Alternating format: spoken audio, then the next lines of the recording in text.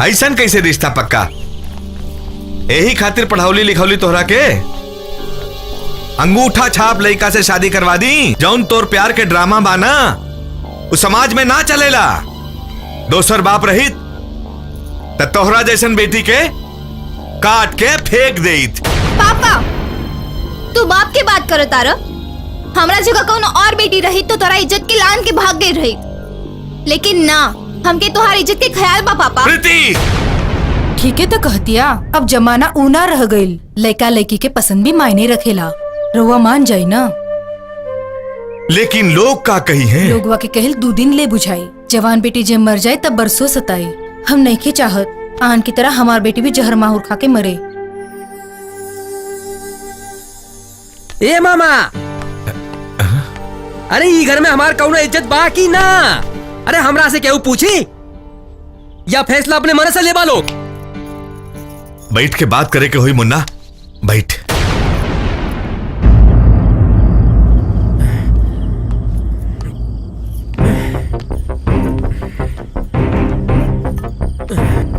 मामा पहले हम लड़का देखब, हमरा पसंद आई त ठीक, ना त ना। शादी मंदिर में ना कुल रस्म रिवाज से हुई। तोरा सबके जी अच्छा लगे करा। हाँ तू हमरा से बिना पूछले इतना बड़ फैसला कैसे ले लू? देखा मामा, अगर लड़का ठीक हुई तब शादी हुई, अगर लड़का ठीक ना हुई तो शादी कैंसिल। अगर लड़का पसंद हो जाता तो लड़की के पूरे परिवार के कपड़ा ठीक बा, और हमारी बहन के खातिर गहना गुड़िया, बारात के खर्चा ओकरा बाप के उठावे के पड़ी, बुझला? अगर ई बात मंजूर बा उ लोग के तब प्रीतिया से पूछा। काल हम सवेरे निकलब लड़का देखे खातिर। का प्रीति मंजूर बा? हाँ ठीक बा। अच्छा ठीक बा, तो काल हम जाए सुबह निकलब। और इनके बता दा खातिरदारी में कौनो कमी होके ना चाहिए। बड़ा आयल बाड़े फैसला करे वाला। राजा के फोन करके बताता नहीं कि मम्मी पापा शादी खातिर राजी हो गए ले। सुन के खुश हो जाई है ना। पहले माई के फोन करता नहीं, राजा की सरप्राइज दे। अरे लोटा देख तो केकर फोन है? अरे बूढ़ी, ये तो तोरे पढ़ के पतो है कौन बा। हे लल्ला, लाउड स्पीकर ऑन बा। हाँ। हेलो हेलो माई, प्रणाम। खुश रह, का हाल समाचार बा? बस सब ठीक बा। यही जो सब ठीक ठाक बा। और बतावा बबुनी। मम्मी पापा भी शादी खातिर राजी हो गए ले। अच्छा, वो लोग रवा लोगन से मिले के चाहता रहे। तो कबले आ बता लोग? आज ही जाइए। ठीक बा। ठीक बा माई, प्रणाम।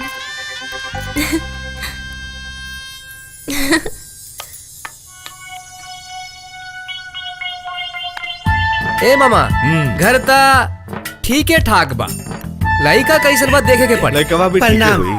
हाँ, ये बताई कि चाय लेंगे, कॉफी लेंगे, कि पकौड़ी लेंगे, कि जलेबी लेंगे, कि लमका लेंगे, पेप्सी लेंगे, कोका कोला लेंगे, कि आलू चाट लेंगे? अच्छा, हमरा कुछ ना चाहिए, पहले लड़का दिखावा। लड़का चाहिए कैसे? टंटरा हुआ मुरझा हुआ? चुप, चल अंदर। अच्छा जा दादी।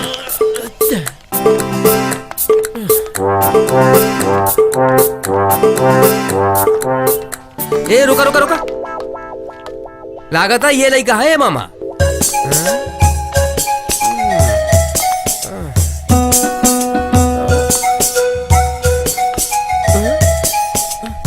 चला चला, यह हुआ, चला चला। देखी कहीं लंगर तो नहीं खेनू, चला बता बा। ए ताहा नाम कहा? बोला बोलत काहे नहीं खा? कितना ले पढ़ ले बाड़ा? बोला बोला। आओ चाची। ई का कैला? मामा ये शादी ना हुई, हरगिज ना हुई। चला घरे, अब ये चला। यही जा, एक सेकंड भी ना रुको। सर हमने तब। अरे राजा भैया, सर्वक सही कैला। अरे जब से आयल बा मर जो 5 साल सही कैला। और सारे मारे चाहत रहा।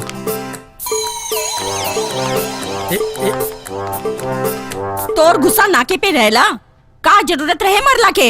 इतना अच्छा रिश्ता खो देनी।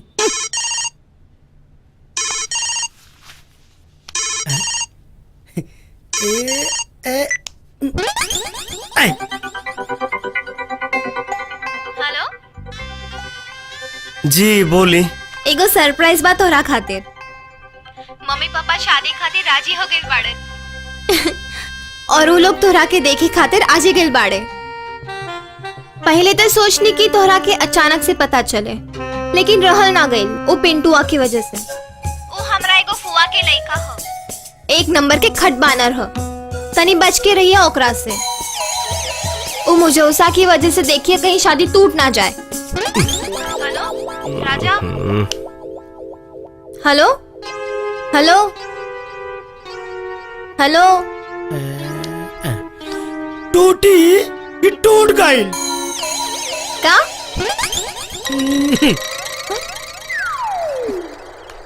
अरे मामा मामा, ए प्रिया सो गई लिखा रे, निकल बाहर। हमरा के मारला ओकरा बहुत महंगा पड़े। जोर से मारला हमरा थप्पड़, बहुत महंगा पड़े। पिंटू सिंह नाम है हमार, Pintu Singh.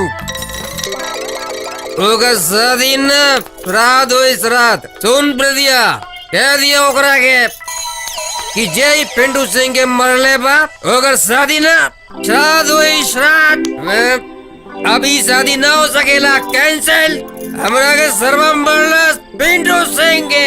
Very big mistake, very big mistake.